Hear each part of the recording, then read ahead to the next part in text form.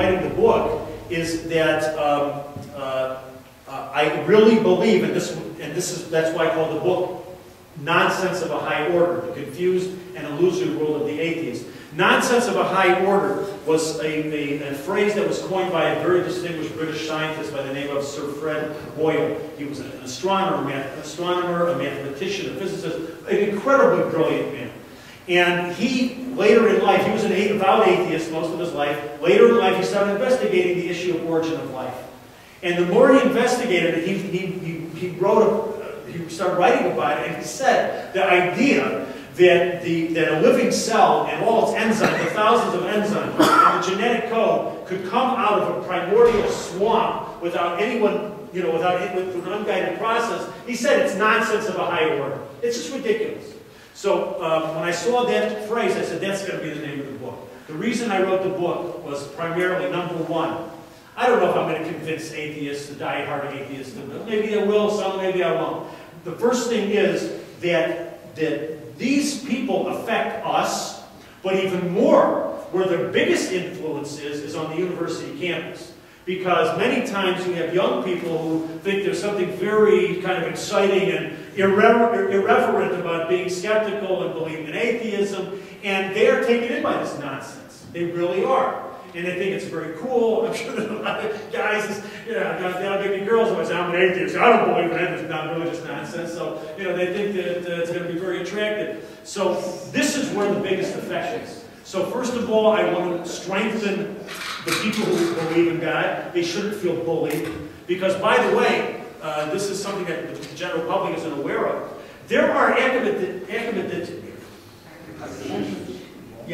who are being fired if they do not toe the line in terms of Darwinian evolution and origin of life stuff. They get fired. There's been some very sort of high-profile cases. The University of Kentucky, where they had a series of emails where basically they said, no, we're not going to hire this guy. They said he's the most qualified, he's a world-famous astronomer, but he has said some things that he has doubts about Darwinian evolution. He was not fired. They just settled the lawsuit with them.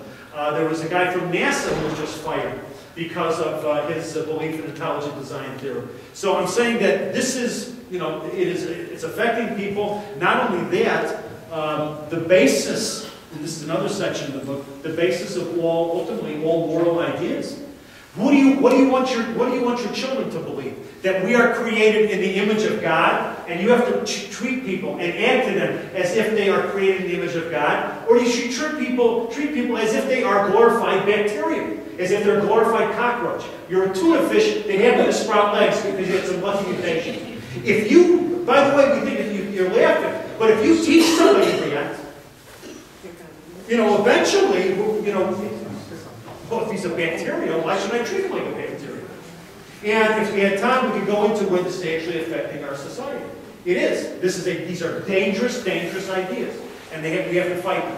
So anyway, that was the motivation for writing the book, and hopefully we will emerge victorious. Yes.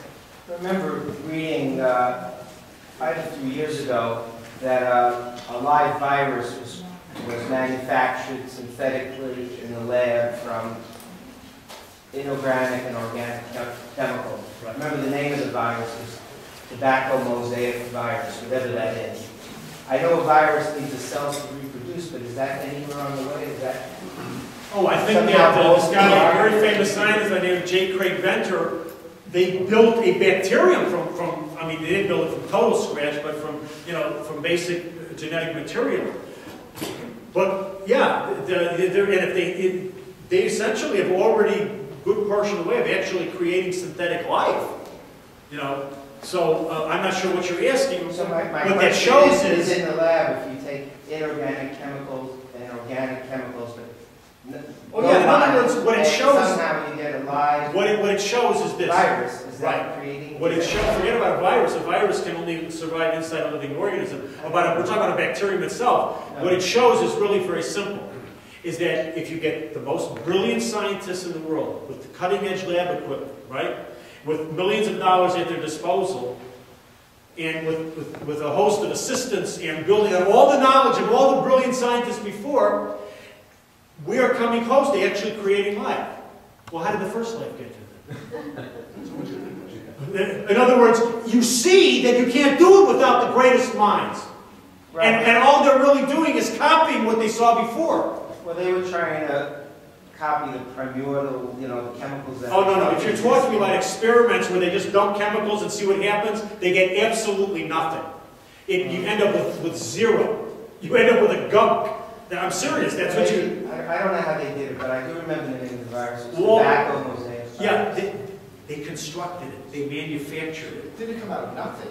The point is, can they make something out of nothing? What they can do is, if they can manufacture things, but there's something which of course is manufacturing. That's what we're saying. You can't get life without an intelligent process. Somebody guiding it. It doesn't happen by itself. Here's what I'm going to do. I'll take one more question, then we'll stop. I'm happy to answer questions. I'll be back there if anyone wants me to sign a book. Yes, please. In asking a question, could I make a suggestion? Sure. Could I suggest to you in this group that evolution is not something created by Darwin, but observed by Darwin, and that evolution is in fact God's favorite tool?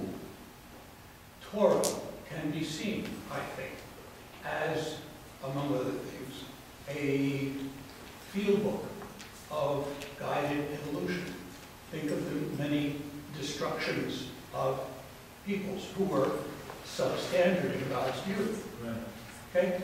I don't think we're talking about two different things. And I think that's the only part of what you say that bothers me. It's all one. Science is not about destroying religion or anything else. Science is about learning. And that's what Judaism is supposed to be proud of, is learning. Right. We can learn how God did things. We now know things that help us to save lives of our friends. Right. So knowledge can be useful. And that's the thrust of most of the scientists I've ever worked with, is what can I do that will benefit?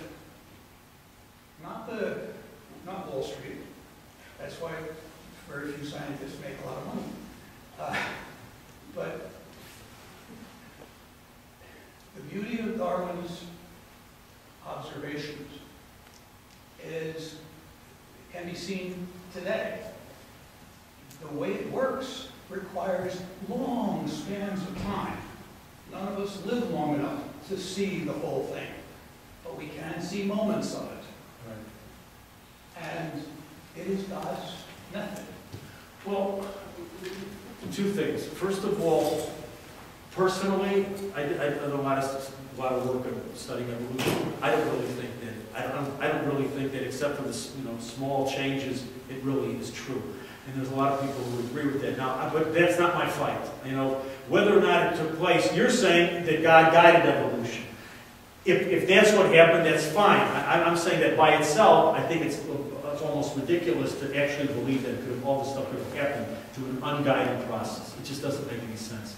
So if God guided it, then okay, that's fine. I have no problem with that. And I don't think that, that is one valid, I think, maybe view within the Torah. I don't think most people hold that way, but I have no problem with that at all. I have a problem with a scientist who says that evolution somehow excludes God from the picture, which I think is just ridiculous. So that's... I haven't met any such scientists.